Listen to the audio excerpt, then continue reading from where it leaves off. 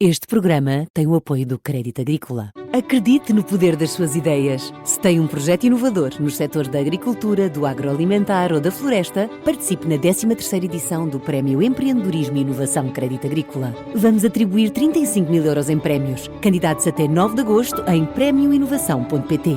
Crédito Agrícola, o Banco Nacional com pronúncia local. Caixa Central de Crédito Agrícola Mútuo, CRL registada junto do Banco de Portugal, sob o número 9000. E este som não engana, está no ar Boa Moeda, Má Moeda, sempre com o Paulo Ferreira. Paulo, boas notícias ou não? As rendas de casa estão em forte travagem.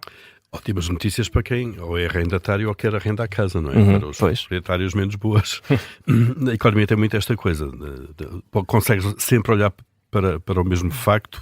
Nunca é bom para todos, ao mesmo tempo. Tal como as taxas de juros. Nós passamos a vida a dizer que as taxas de juros elevadas são más. E são para muita gente que tem empréstimo ou quer contrair empréstimo para comprar casa.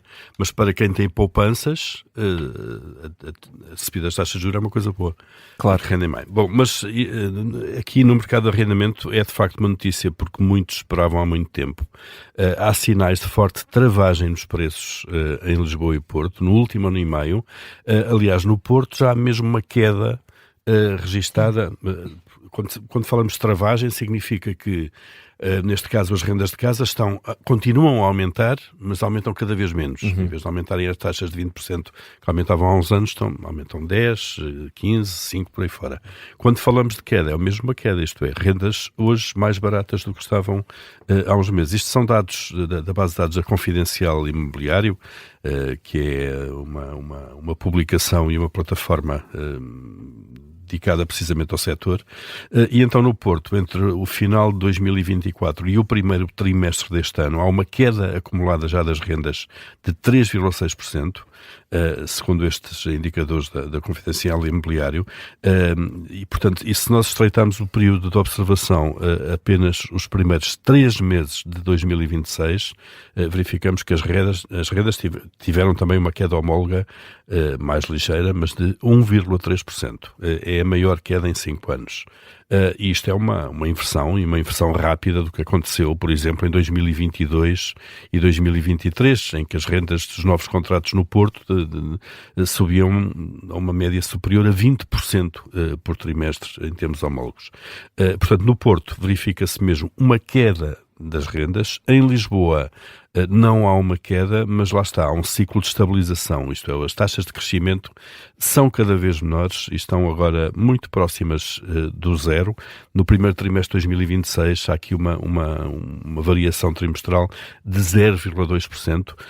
Se olharmos também para os últimos anos, em Lisboa também havia taxas de crescimento das rendas na casa dos 20 e tal por cento. Portanto, no Porto queda, em Lisboa uma travagem que coloca a evolução das rendas já próximas do zero de variação.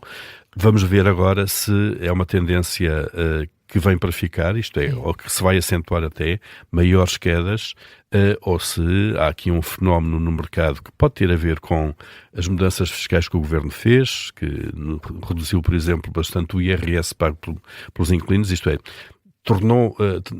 criou um incentivo maior para que as pessoas ponham casas no mercado, e há mesmo um aumento de oferta privada e pública nos últimos tempos. Se são efeitos disso, ou se há aqui algum fenómeno no mercado que vai de alguma forma precisamos de mais abrandar, tempo mais tempo para consolidar ou não, claro. Quanto à taxa mista, é largamente a preferida, Paulo? É na contratação de novos créditos à habitação, e desde a subida da taxa de juros de há 3 anos, na sequência da guerra da Ucrânia, do surto inflacionista depois de taxas de juros, houve muita gente, e aqui mudou-se um hábito claramente.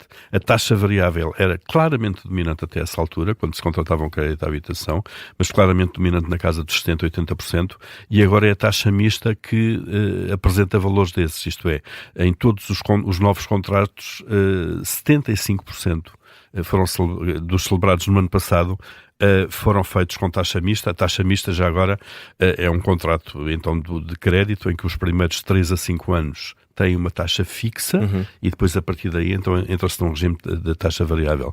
Ou seja, pelo menos aqui os clientes bancários já optam, pelo menos durante um período de tempo, 3 a 5 anos, de dormir um bocadinho mais descansados e não ficar sujeitos aqui às oscilações de mercado de taxa de juros, como sabemos nos últimos tempos têm sido bastantes. Depois aparece a taxa variável, depois esta dominância da taxa mista aparece a taxa variável com quase 20% dos empréstimos, o que significa que a taxa fixa durante todo o período do empréstimo ainda assim é minoritária, são só 6% dos créditos. Fechamos assim esta edição de terça-feira do Boa Moeda, Má Moeda com o Paulo Ferreira.